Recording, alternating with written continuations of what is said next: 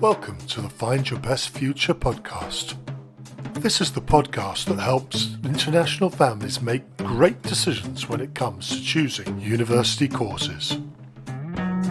So, hey Bill, first of all, tell us a little bit about yourself. Sure.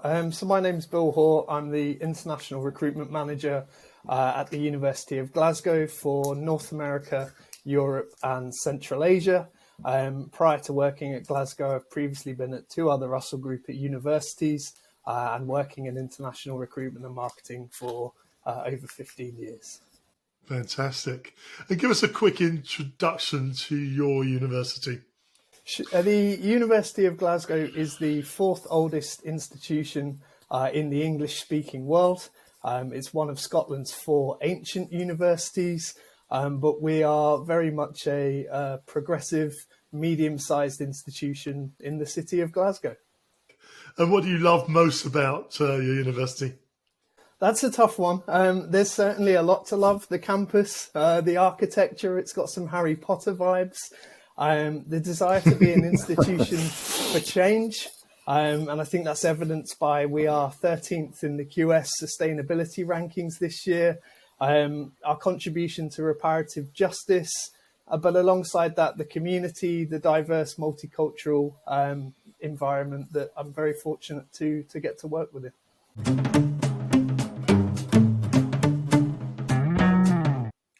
Bill, let's talk first of all about the big picture. Where is University of Glasgow exactly? Can you describe the sort of physical location around the university for us, please? Yeah, so we're now located in the west end of the city. It's right next door to Kelvingrove Park, so that side is very leafy and green. It's a place in the summer where students certainly like to spend their time. And then the West End in general, I would say is rather trendy, lots of cafes, restaurants, those sort of things. So there's a lot to do.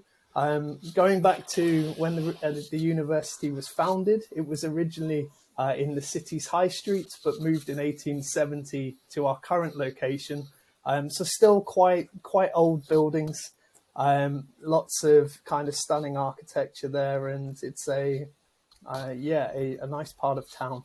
In terms of Glasgow itself, right, Glasgow's great. On the west coast of Scotland.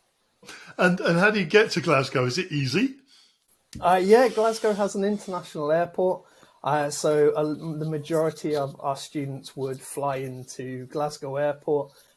We do an international meet and greet, so we meet them there and then transport them. A short journey to the university itself. Other ways would be obviously the train, so some might change at London or other European terminals. Edinburgh also has an international airport, and then it's about an hour and a bit on the train over to Glasgow. And the transport connections, they're good, are they? Yeah, Glasgow has got really strong transport connections. So the airport also services domestic locations, so you can fly down to London, over to Belfast. Obviously, the UK, particularly compared to where some of our students are coming from, is not a particularly big place. So as well as flying, there's also a really strong railway network. Our students will often, if they book ahead, get good deals on the train, travel around to other UK cities where their friends might be studying. And then if you're someone who likes a longer journey, there's also a good bus network. That's definitely the cheapest option. But certainly the longest. Indeed. But the buses aren't bad, I guess. And if you've got time and you want to make sure you take the most cost-effective way, they're a good way of getting around, yeah? Exactly, yeah. I think you can get right down to the south coast for less than £20. There you go.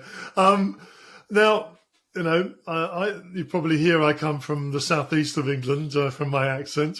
The weather is something that certainly people from where I come from make a joke about because it's in my head at least incredibly wet and rainy and cold. Is that reality? Yeah, so I would say Glasgow tends to be quite temperate. There's kind of rare extremes of hot and cold. The West Coast does have a reputation for rain. There's certainly some fairness to that. It can be damp sometimes misty. I think as long as students come fully prepared for all weather, and that would be my advice for the UK as a whole, not just Glasgow. As long as they've got a waterproof jacket, some thick jumpers, they'll be sure to survive. It isn't as bad as it's painted in the movies often, is it? No, so I mean we're a filming location for Gotham. I wouldn't say it's quite that bleak. We do get some great days. Who owns the university actually? Is it how is it organised in terms of ownership? Sure. So, like the majority of UK institutions, it's a public research university. We receive quite a large amount of state funding, so it's not private. If I were to come to University of Glasgow, what kind of facilities would I enjoy? Could you give us an overview of the way that it's structured? Is it split up across the city, or is it a campus? How does it look? How does it feel? Sure. So I'll start with our main campus at Gilmore Hill, and there is a bit of variety depending on kind of what you're coming to study. If you were doing something like medicine or life sciences, our labs are all very modern and up-to-date, state-of-the-art equipment. But if you were having, say, a lecture, or you were doing something in the College of Arts or Social Sciences, you could well find yourself studying in one of the very historic buildings. But alongside that, I mean, we've just recently completed a £90 million development of our James McCune Smith Teaching and Learning Hub. And that is a space devoted to student study space, lecture theatres and classrooms. So sort of very modern study facilities that you would expect to find at a university. Fantastic. And could you describe a typical teaching space for us? I know that obviously it's different, faculty for faculty, but is it more a traditional lecture style learning environment, or is it something else? Yeah, so students would tend to have lectures, and for core modules, so those are courses that everyone on the program is taking. It's likely to be all of those students within the lecture theatre. So depending on the course, that could range from, say, 60 students up to 120 or so in a lecture theatre. But alongside that, they would have classes where they'd be in smaller groups of 20 or under. So I guess more similar to school classrooms, tables often set out in a way to encourage discussion and interaction. Right. And what about libraries and study spaces for independent study? I'm sure there are lots of options there. Could you tell us a little bit about them? Yeah, so the library is quite a prominent landmark. It's 12 stories high. It houses over 1 million printed books. So that certainly stands out. There's no excuse for students to say they couldn't find the library. And alongside that, obviously, within a lot of our other buildings, there would be independent study space. So the James McCune Smith, which I already touched on there are 2 floors that are for silent study. There's others that are more sort of designed towards working in groups.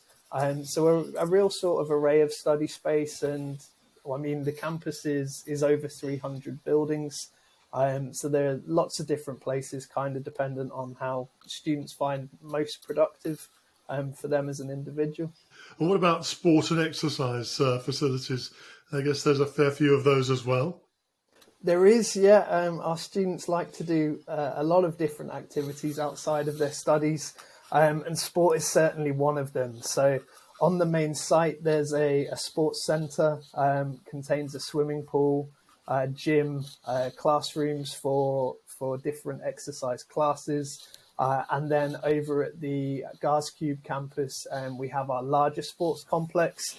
So the outdoor pitches, where things like rugby, hockey, football, and all our other large sports are taking place. And that's about 20 to 30 minutes away, so not too far at all. Okay, fantastic. And for those people who aren't as sporty but like the arts and performance spaces, what's on offer for them? Yeah, I mean Glasgow as a whole is a fantastic city for culture. It's a UNESCO city for music as well. So there is, not just within the university, but the city as a whole, a really wide array of activity for students to get involved in. I spoke with an applicant this week who's very keen to come and study with us because of the stand-up comedy scene. Others will get involved of in course. theatre. I mean, there's musical ensembles from kind of string quartets all the way through to large jazz brass bands. So really, music-wise, there is kind of everything you'd want to see. There's rehearsal rooms. Glasgow has a number of venues, from huge venues like the Hydro that have all the biggest names, through to smaller establishments which would do open mic, 1 and 2 person bands. So music-wise, there's a lot there. Art as well. We do a lot of performance art. And it's not just students who maybe want to come and be on stage. If you think, we've also got students doing set design, students involved in doing costumes. So everything that goes into a production, and these things are entirely student-led, but also student-ran. So the marketing, the selling of tickets, there's a lot there for students to get involved in and develop those skills that they might not get on their degree programme.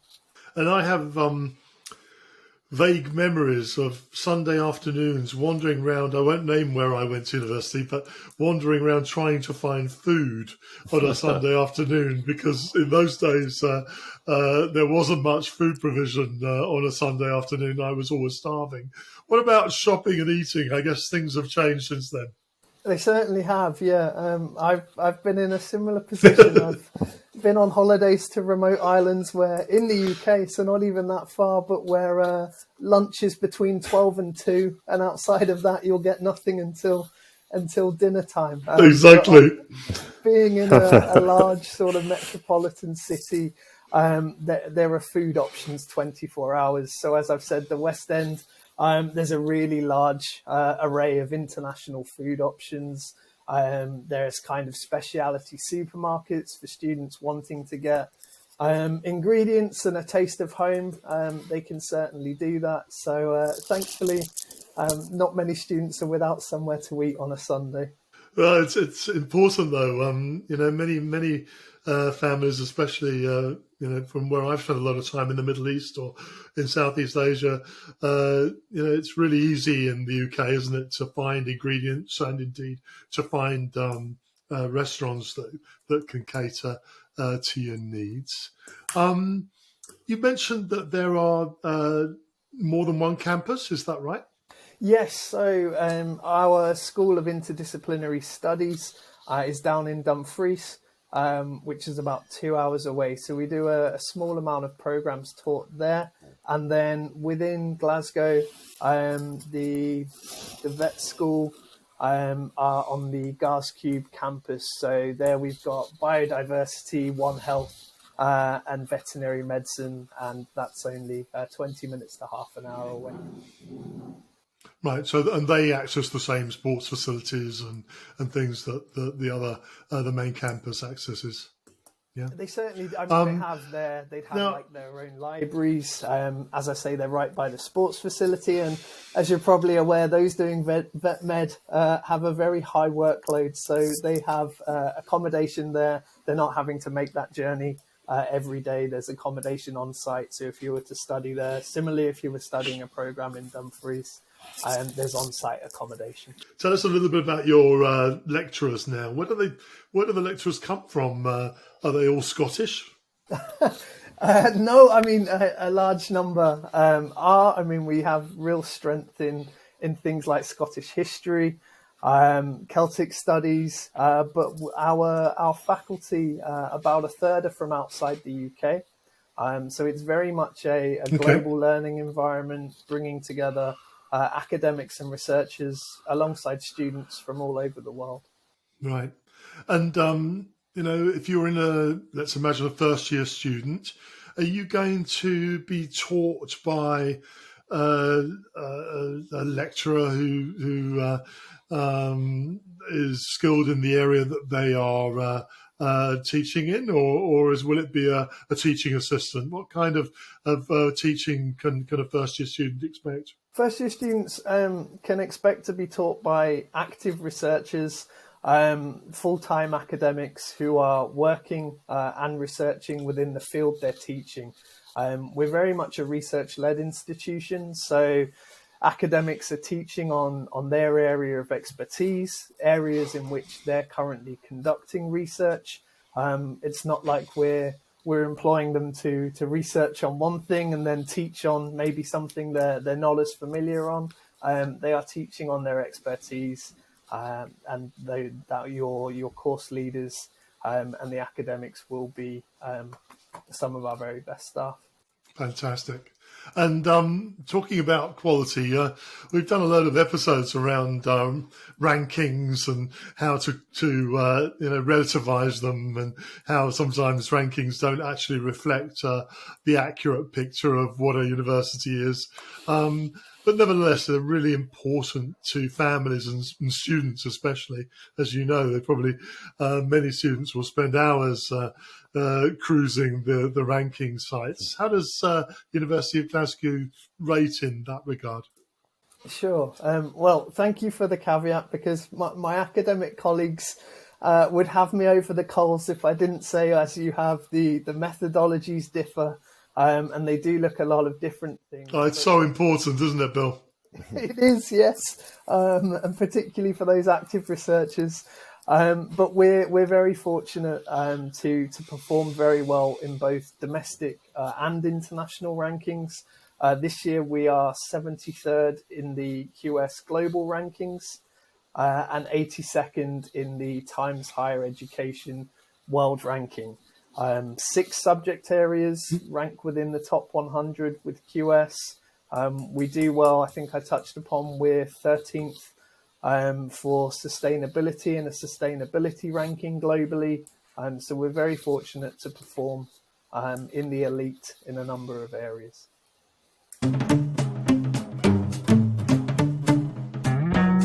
Now, student support services is an area that is of considerable interest, not only to the students, but also to their parents. What sort of provision is there for supporting students who may have some emotional or social issues to confront while at university?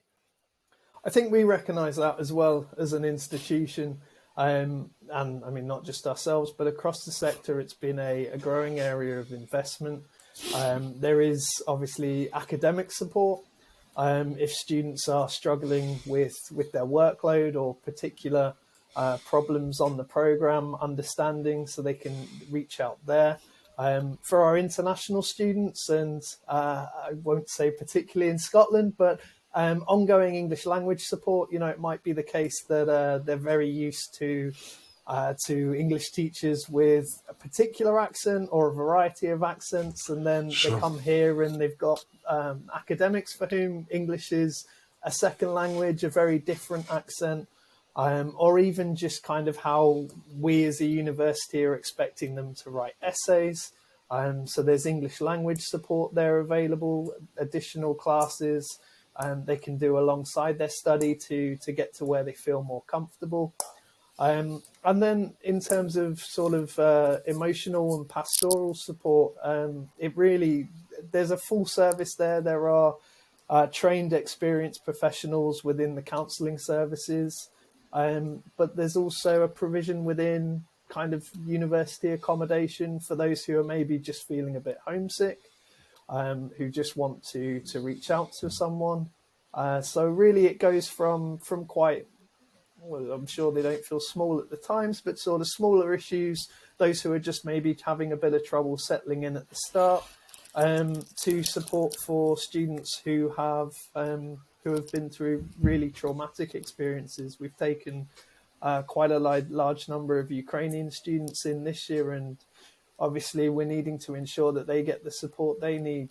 So the university does have those experienced professionals and really covers the full spectrum of emotional and welfare support. And do you have a health centre on the campus? And do students need to take out extra health insurance if they come to study in the UK? Yeah, so when coming to study in the UK, as part of the visa process, the students will pay what's called the Immigration Health Surcharge, and that then gives them access to the National Health Service. So that goes from being registered with the doctor, their prescriptions whilst they're studying, all the way through to accident and emergency, and anything that might see them need to visit a hospital for more serious medical issues. That's all covered by what they pay for the immigration health surcharge. Now, there may be some listeners out there with mobility issues. Are your buildings accessible to people with these mobility issues? Yes, so the disability support offered by the university is very strong. We really encourage students to list and make us aware of any disabilities as on their application. It plays absolutely no role in the application process, but what it does allow us to do is ensure that we have the support in place. We've had students in the past who need to have someone attend lectures with them, and that's been something we've been able to accommodate. Others would prefer to have ground floor accommodation, or there might be other sort of needs students have where perhaps they just need some extra time with their assignments and exams. All of these are things we can accommodate. The sooner the students make the institution aware, the more time we have to do so. Now, you were talking earlier on about how Glasgow is very well served for sort of the arts, and we did touch briefly on sports, and you said that sports are a very popular activity with your students. But is the university set up in such a way that you have a University of Glasgow sports team, or is it set up for those who are perhaps not so talented or competitively minded, but just like to sort of, I don't know, kick a football round on a Sunday afternoon? Do you have sports at all these different levels? Yes, certainly. So at the top end, there's our university athletes who are within training programs, competing against other universities on a weekly basis. And that they get a very high level of support. But as you say, there's people who might come to university and say, I want to take up rowing, or perhaps I'd like to give rugby a go. And there's opportunities available for those students as well. So it's not just elite sport, it's at all levels. And I would say that really transcends to a lot of the extracurricular offerings. People don't have to come as an expert or to come with experience of something. Are very welcome to join clubs and societies as a complete beginner. Many people find new passions during their time studying. I mean, we're fantastically located for outdoor activities. So many people take up things like rock climbing with no experience at all, and are supported through university groups to do so. Yeah, we're sort of talking about sports here, but of course there are many, many other societies at Glasgow University. I mean, all British universities have an amazing selection of clubs and societies for students to join. I was looking at the website of one British university and have a Quidditch society. For those listeners who don't know what that is, you need to go out and watch one of the Harry Potter films. It's a sport based on a Harry Potter movie. Could you just give us an indication, I mean, obviously you can't run through the whole list of all your clubs and societies, but could you just give us a sort of a snapshot of the breadth of different types of societies and activities which students could sign up for? Yeah, so there really is everything, be that from Bollywood societies to champagne tasting society, to... That's good. Those more focused maybe on ethical pursuits or climate change and sustainability agendas. And something that I think is a real positive of the UK system is our student unions, which within a lot of institutions are very active.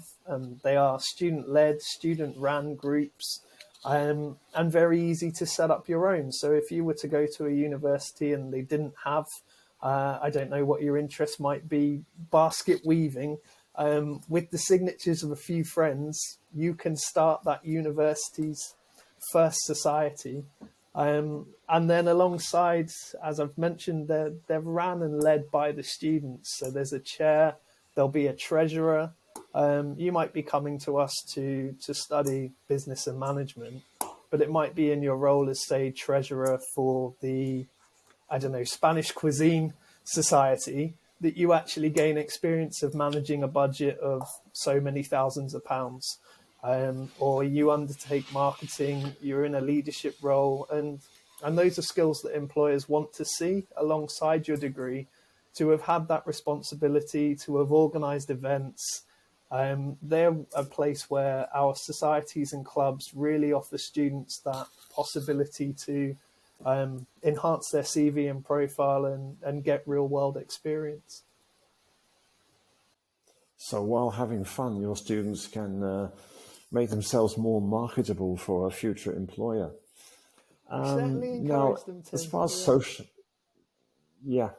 as far as social events are concerned, I know some universities have like a very formal ball, maybe a May ball.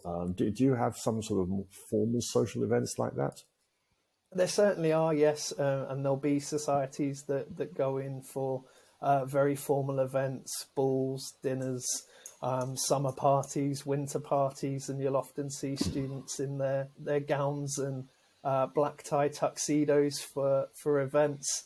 But likewise, there's things like the live action role play society, where you're just as likely to see them dressed up as elves, orcs, or whatever else. So there's something for everyone.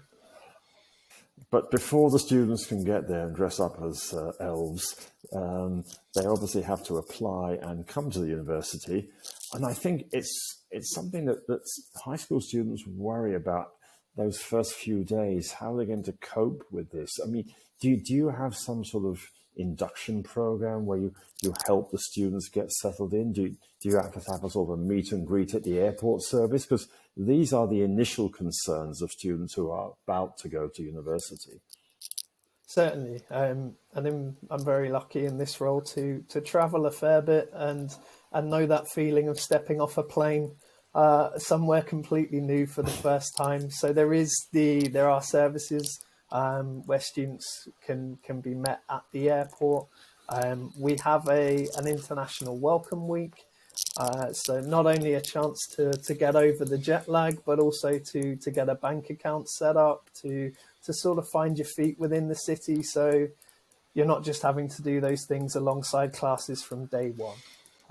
There's also large fairs that happen in the first couple of weeks, so students can see and meet all the clubs and societies. So they really get that opportunity to settle in, to get a bit of a feel for the place before starting their studies, yes.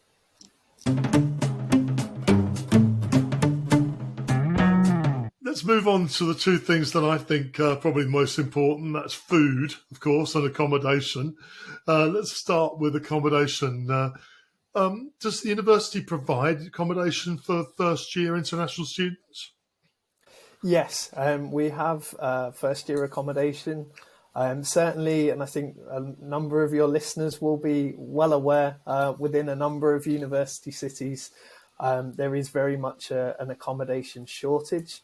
It's something we ourselves have experienced. It's a bit of a perfect storm within the UK at the moment for reasons as to why that is.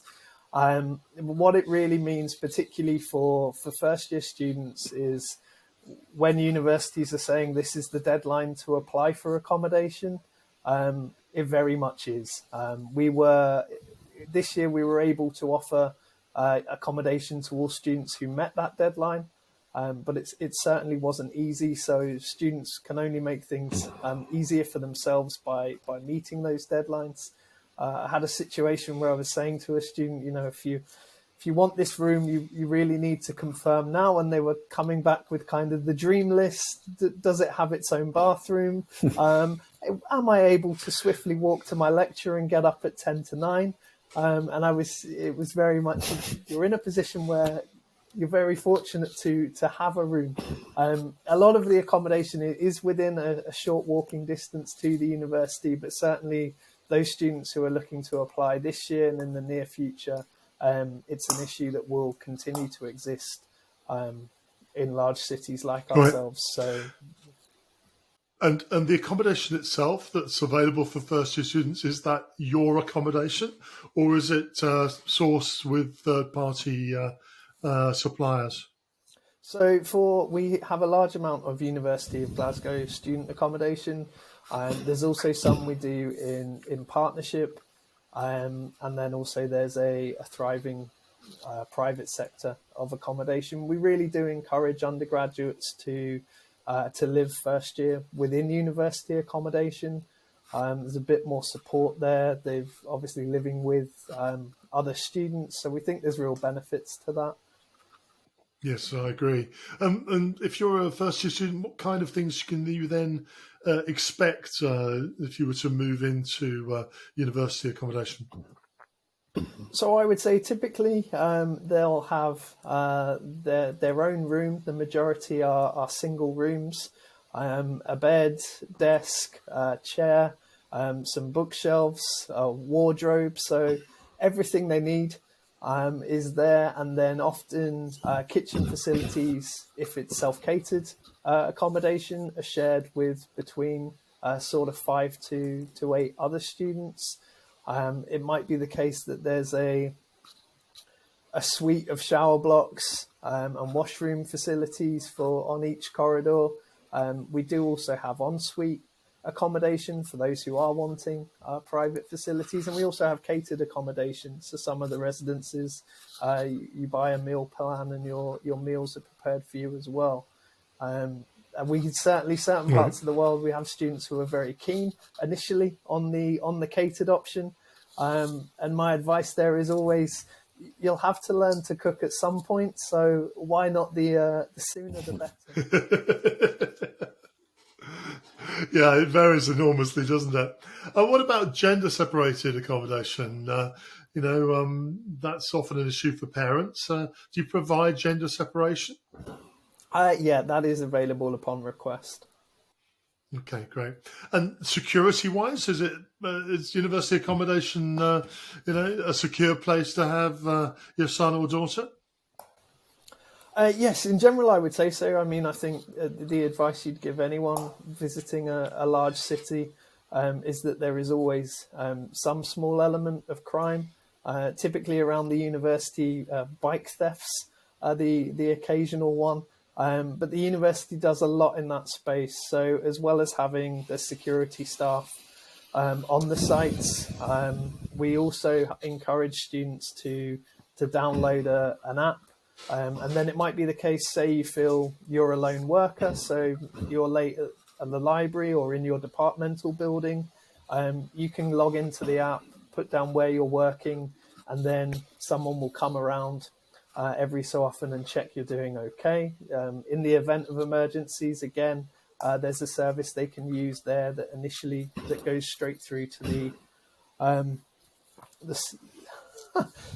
I completely lost the word for the sort of control point. That's the one. So yeah, students can request support, and that goes through to the security team. So the accommodations are very safe. But generally speaking, it's a safe environment to be in for the majority of the time. Yeah, very much so. Great. And you mentioned applying early as number one on the list. What does that mean actually in terms of timing? In terms of for accommodation, or just for yes, for accommodation? Yeah. So the accommodation deadline tends to be in early July. It will often be when students receive an offer. There'll be a link to accommodation, and there the deadline will be clearly listed. But in general, they should be looking sort of late June, early July. Okay. And how much does all of this cost? That's a very good question. So Glasgow is a relatively accommodation. I mean, not studies, just accommodation at the moment. Sure. So about £800 to £1,000 a month. Right. And does that include the meal plan, or is the meal plan additional? So with the meal plan, that would be up towards the higher end. But again, it varies depending on the accommodation. But the prices for those are listed on our website, so students can check that in advance when planning budgets. Sure. Yes, exactly. It's important. And talk a bit about food provision. So there's obviously a canteen structure. I guess there are other food outlets on the campus. Could you tell us a little bit about what you can expect around food and drink? Yeah, so there's quite a variety. So there's cafes, coffee shops. For those looking just to pick up a snack, a lot of the sort of larger teaching buildings have a catering provision within them. So if they're just wanting to grab something between classes or before going into a lecture, if you were in, say, one of the larger study spaces, there's often also a small kitchen provision. So if you're bringing food from home that you want to reheat, there'll be microwaves there. There's a lot of choice for students in terms of food outlets, be them university or external. Right. And the university cafeteria, you can sort of drop in and pick up whatever you want. If you're a hungry guy, you can find enough there. Yeah, you certainly can. Yeah, I've certainly put on a few pounds since joining the university. The university catering is I can vouch for it. It's good food. What about provision for, I don't know, vegans, vegetarians, others with specific dietary requirements or faith-related requirements? Are they catered for? They certainly are, yes. So everything is typically signed accordingly as to if it's vegetarian, vegan, and then also it can be the case, if you were within your accommodation to let the accommodation know. So the other students you were sharing a kitchen with would also be aware and conscious of that, but we're able to cater to all food requirements. Right, and the last question here, in the UK at least, Scotland's famous for a culinary delight, or two, in fact. One is the deep fried Mars bar, and the other is haggis. Are they both on the menu? The latter, certainly. It's easy enough to get haggis. And a Scottish breakfast differs slightly from an English breakfast, so I would encourage all students to experience that as well. On a deep fried Mars bar, they might have to hunt a bit further, but I'm sure there's food establishments that will still do that. The calorie intake is quite significant, so it's not something we as an institution certainly is are selling. No, indeed not. Good to know it's there, though. I would like to just put in a... Now, Bill, we come on to another important topic because international students, of course, are going to need to get a visa to come and study in the UK.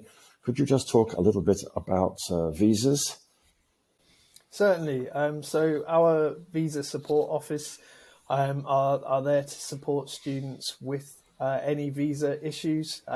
Essentially, the process after receiving an offer from us, confirming their place, meeting any entry requirements that are outstanding. Once they are unconditionally confirmed that they're coming to study at Glasgow, we then start the visa process.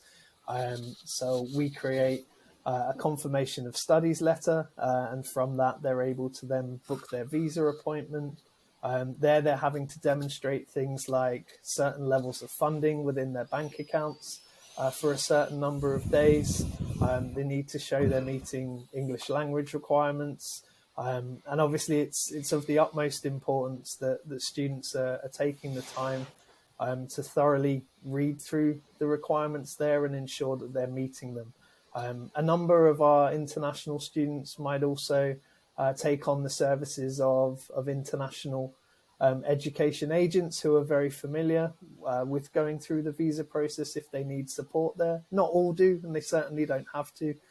Every year we have international students who successfully manage to get their own visa, but if they want that extra service, that's something they could potentially look at. We were talking now about students working during their studies, but some students, of course, would like to stay on in the UK and work after they graduate. Is this possible on the student visa, or would they need to get a new visa? Is it even allowed? Yeah, so recently we've had the reintroduction of a graduate visa, and so that means students who successfully complete an undergraduate or a master's degree can stay on in the UK for 2 years. That's a visa they can apply for whilst in the UK when they're in their final year, coming to the end of their studies. And that allows them, they don't have to have a job lined up. They can stay in the UK and look for work, or if they are fortunate enough and already have a job, they can go straight into that position. And that lasts for 2 years. Now, we've been talking about the very important topic of food, but there's another topic which is of equal importance, and that is, of course, the cost. Can you talk about the tuition fee costs for different categories of students, and perhaps explain what the different categories are? Certainly. So within Scotland, there's a few. So we have fees for Scottish students, and residents of Scotland pay tax towards those to keep those fee rates quite low. We then have rest of UK fees for students coming from England, Wales, Northern Ireland. And then outside of that, and I think of interest to the majority of your listeners, would be our international fees. A question I'm quite commonly asked is, are international fees determined by nationality or residence? Often students might have a British passport or a European passport, and it's international fees. It's quite a complicated algorithm, but they're looking at where the student has done their last 5 years of study and where they've lived. So a passport alone wouldn't necessarily mean you qualify for UK fees. It's often the case if students have been living and studying in another country, they'll be deemed international fees. If a student is sort of unclear about which category they fall into, what would you recommend they do?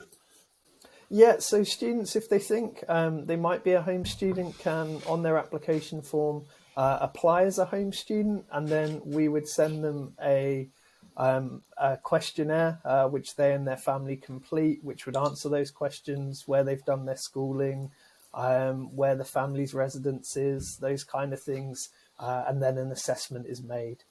So if they can get in touch with us before about that if they're unsure on their fee status. I see. Well, and the other big aspect of the cost of studying, apart from tuition fees, of course, is the cost of living. I mean, how much does it actually cost for a student to live in Glasgow for a year? Yeah, so what university in 2020 deemed Glasgow the fourth most affordable student city? And certainly compared to other parts of the country, it is relatively cheap. We typically advise students need £1,000 to £1,200 a month for cost of living. So that's accommodation, food, clothes, travel, phone and internet, entertainment, all those sort of things. And Sorry to jump butt in. How much does the course cost for international students? Are we looking at I don't know, 5,000 or 10,000, or what numbers are we looking at for? Yeah, so a course within the arts, humanities, and social science, you're looking at roughly £23,500 for a year of study. Courses that are involved with our laboratories, so the sciences, life sciences, engineering, you're looking at closer to £28,000 per year. I see. So they have to factor in that, and then also the sort of £1,000 to £1,200 for the living costs to arrive at the total cost for studying at Glasgow University for a year. You mentioned earlier on that students have to have health insurance as part of their visa application process to come to the UK. Approximately how much does the health insurance cost? I should know this. I've just had to go through it quite recently. I believe the immigration health surcharge is roughly £1,000, and then there's obviously a fee for the visa as well. All of that is very easy to find on the internet, so students can be aware of those costs in advance.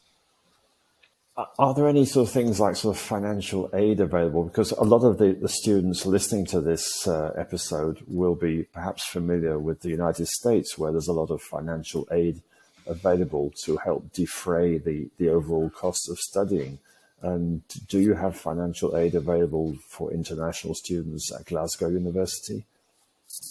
So the university has quite a broad offering of scholarships available. And those vary from those based on academic merit, some related to where they're coming from, and others on financial need.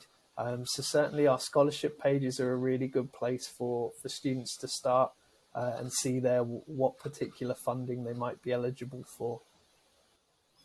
And we were talking earlier on about the advantages of taking a 4-year program in Scotland as opposed to a 3-year program in the rest of the UK. But obviously a 4-year program comes at a cost. You've got 4 years worth of tuition fees, 4 years worth of housing and living costs.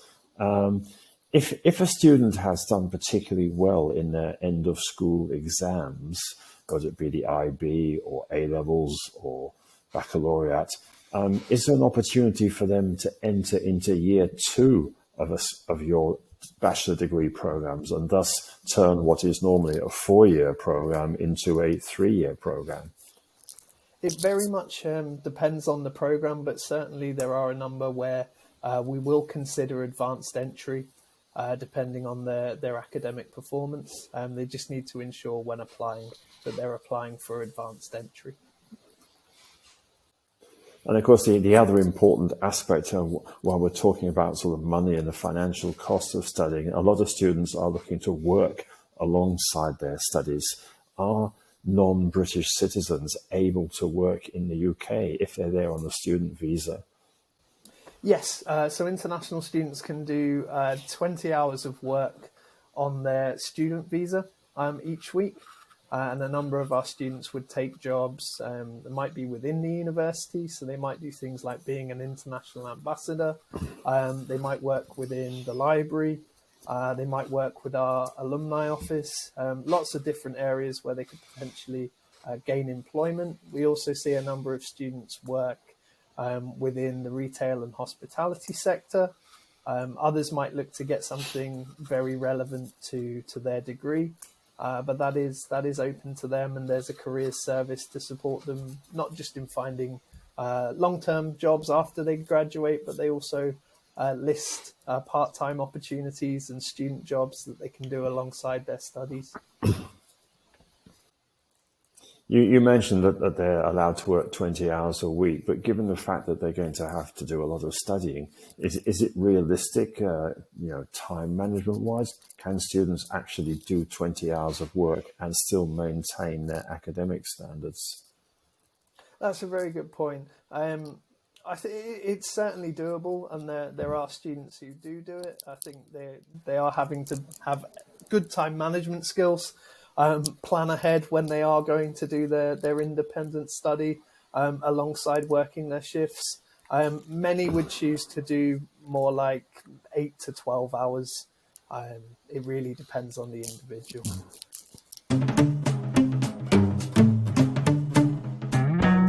Obviously, students who are going to apply to Glasgow University will have looked at other universities as part of their sort of research. What would you say are the strengths of your university? Because if someone is listening to this episode and they're currently going through this sort of searching for a university process, what would you say to that person are the actual strengths of Glasgow University, which they should consider?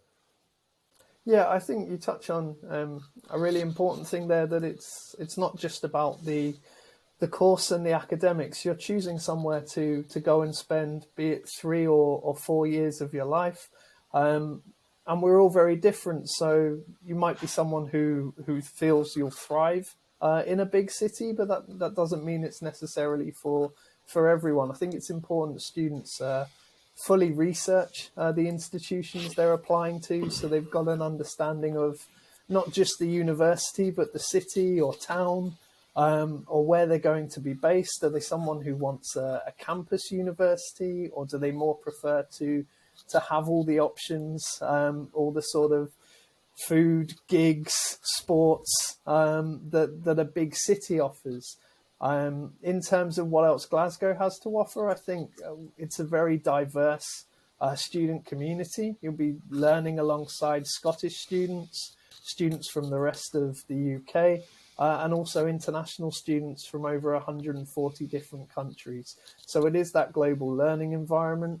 The opportunities for students to pursue their passions and interests outside of their studies, be that potential business and entrepreneurship ideas, be that kind of our elite sports or performance art programs.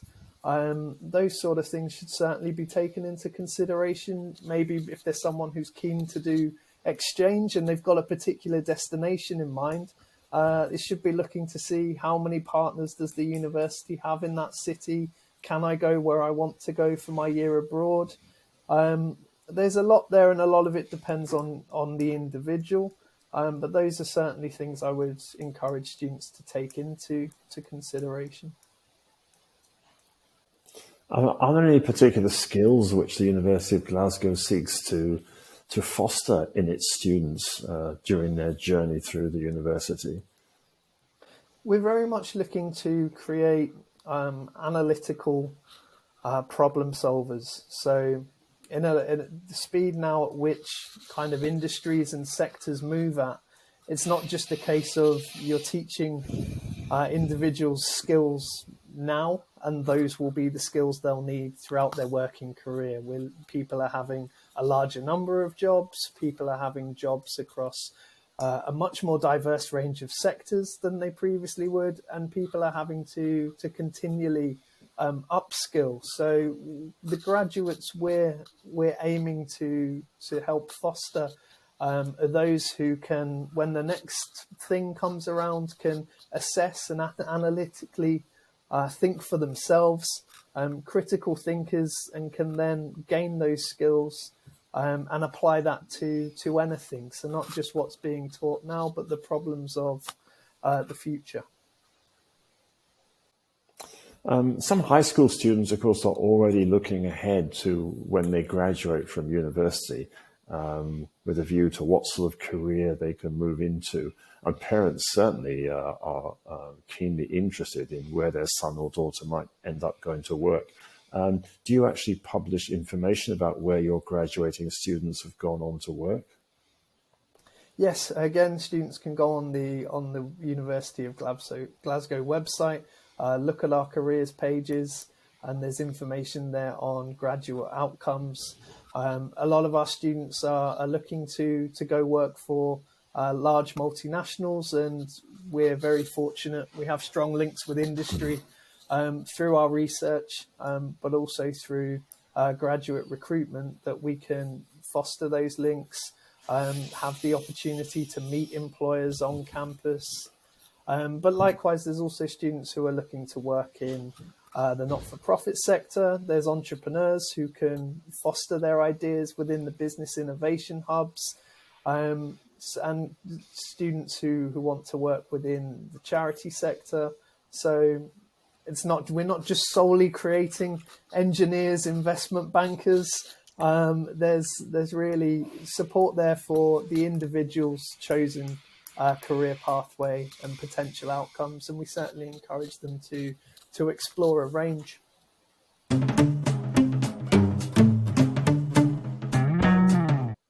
Bill, you've convinced me. I want to come. I want to come to Glasgow.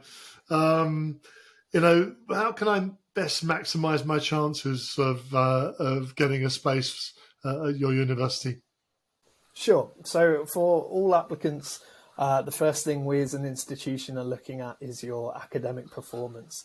Right. So particularly if students are applying through UCAS, the University Colleges Admission Service, they've got 5 choices. So students need to do their research, ensure that they're meeting or confident of their predicted grades being able to meet the minimum entry requirements, but also subject prerequisites. So if you're wanting to come and do a science, ensuring that you meet the subject prerequisites is very important. Sure. And then once the academic kind of standards are met, the real distinction and how you maximize your chances are within your personal statement. That's really where students stop being letter grades, percentages. It's your opportunity as you as an individual to get across who you are to the institution, to demonstrate your passion for the subject, to tell us what you've learned, not just in the classroom, but outside of the classroom, and give us that insight into you, why you'd make a good student for the University of Glasgow, and tell us about yourself. Right. And it's a generic sort of document what you're looking for, or does it really need to be specific around what's being studied? So the personal statement is obviously going to all 5 choices. So we wouldn't want to see It's Always Been My Dream to study at the University of Edinburgh. And likewise, they probably wouldn't want to see the same about Glasgow. So tailor it to the course or you're applying to.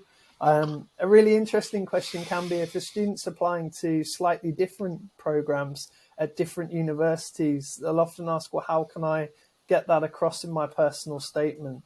There's sort of 2 options there. One is to pick a theme that would run throughout and talk around that.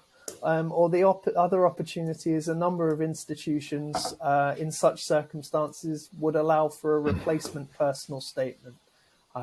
It's quite rare, but if someone is in that position, they can consider that. But going back to your situation, we do not want something generic. We really want you to take 80% of that personal statement and really focus in on why why the course. Was it something you've previously studied? Is it an experience from outside of the program, the classroom? What's made you want to study this subject? If you can demonstrate you've gone above and beyond, you've done some of your own learning through that, be through reading, additional courses, you might have taken a summer school, you might have done a project, really get across who you are there. Universities aren't looking for lists either. We much prefer you to go into detail and depth on one particular thing, rather than give us a long list of different achievements and things you've done. So 80% focused on the academics, why that program, why it's a good fit for you, what skills you're bringing. And then the final 20 is where you can bring in other extracurriculars, particularly if you can make them relevant. So if you were applying for law, perhaps, you could talk about your experiences on Model UN, or if you've done any public speaking. So really, or it might be the case you're a fantastic musician. There you're showing a commitment to practice and demonstrating those skills there. So students should have plenty to talk about in their personal statement, but really make it focused around them. Fantastic. That's great advice, Bill. Another question that a lot of international students have to deal with, and something you mentioned earlier, is about agents being involved. And sometimes they believe that using an agent is either required or will give them more chance to get in to a university. Is that the case at Glasgow? Yeah, not the case at all. A student there are no benefits from applying as an individual or applying through an education agency. No, not at all. The application is assessed solely on its merits.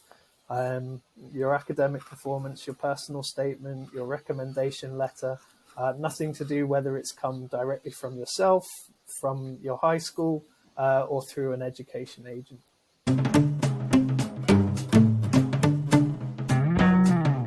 So that's brilliant, Bill. Thank you so much.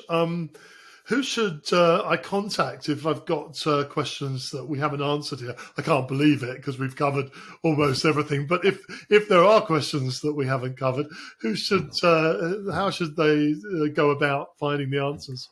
Yeah, so we've a large international recruitment and support team. So depending on kind of where in the world you're coming from, you should be able to find the relevant country page on our website and the contact details there. For myself or another member of the team who would be very happy to support students. A fantastic service I think I should mention here as well is UniBuddy, which I don't know if it's something you've covered before, but is a service we're on where potential applicants can talk to current students. So it's not just my perspective as someone who works for the university, but they can ask someone from their country, say, how did you find coming from India to Glasgow? Bill might tell me I'll be fine with a warm jumper, but what's it really like? Or likewise, Sure. wanting to study mechanical engineering, you can go on to UniBuddy, find some of our students studying in that area and ask them about their experience. So I think that's a really great way for students to get a real feel for an institution from current students. Fantastic. And, we always encourage students to have a plan B, C, D, maybe even E. If they don't get into the University of Glasgow, are there other institutions that you could recommend that have the same kind of a philosophy or approach to teaching and learning that you could suggest? Yeah, I think if applicants applying through UCAS, they have the 5 choices. And they're really, I've talked from my own experience. One of my choices was certainly aspirational. Perhaps if I'd performed to my very best, maybe could have got in there. And then I had 3 where I kind of felt this is my level, having spoke with my teachers and family. These are kind of where I think. But I also had a backup option. Life and things happen. Students can be disrupted. So to have a backup, which is maybe a slightly lower entry tariff, is a great option for students. And the UK has real depth of institutions, all at a high quality, some with different focuses, with varying entry requirements. So there's certainly something out there for everyone. Fantastic, Bill. Thank you so much for your time today. Really appreciated it. It's been a great pleasure to get to know you and to get to know University of Glasgow. And a final thought on applying words of wisdom to students, perhaps? I think my takeaway would be do your research. It's never too early to start. Particularly because there's so many institutions. The UK has, over 100. We're seeing students now applying to 5 or 6 different study destinations. So they're not just having to become familiar with the UK. They might need to learn about how do I apply to an Australian university? How do I apply to an American, a Canadian? And obviously resources like yourself are a fantastic way to gain that knowledge, to do that research, and then put themselves in the best position possible to submit their strongest application. Fantastic. Thank you so much, Bill, for your time today. Thank you very much, Bill. Thank you both. Thanks so much for joining us today. If you enjoyed this episode, please don't forget to subscribe and share the Find Your Best Future podcast.